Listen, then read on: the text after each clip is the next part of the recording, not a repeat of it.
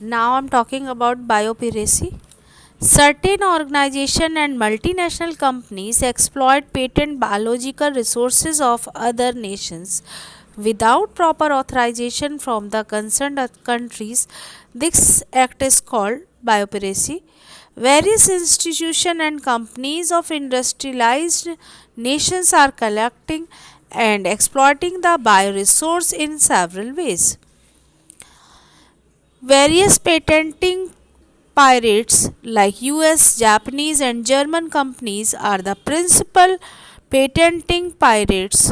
Example, a patent granted in USA covered the entire basmati rice germplasm indigenous to our country. Baragian is a protein which is produced by a West African plant, Pentodiplatera braguiana, and is approximately 2000 times as sweet as sugar. It is used as a low calorie sweetener.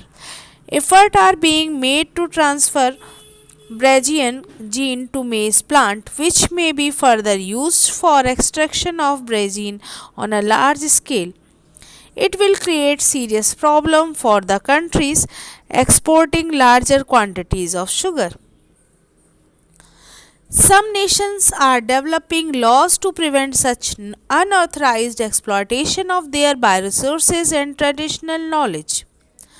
The Indian Parliament has recently cleared the second amendment of Indian Patents Bill. It takes consideration of such issues including patent terms, emergency provisions, research and development initiative.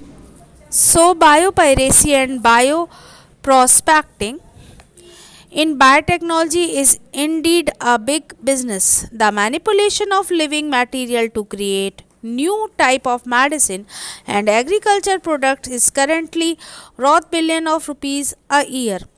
Most of the raw material for biotech industry comes from the world's dwelling rainforest of the southern hemisphere.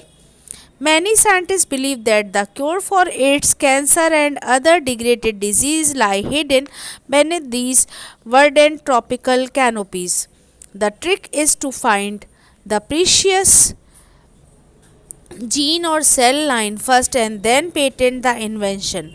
Profit may be many years down the line with extensive government mandated trials and testing for safety. But when pharmaceuticals or with extensive governmental mandated agriculture products finally do make it to market, companies often see a phenomenal return on their investments. Supporter of this genetic gold rush refers to it as bioprospecting since genetic material found in the developing world may yield cure for disease as well as money.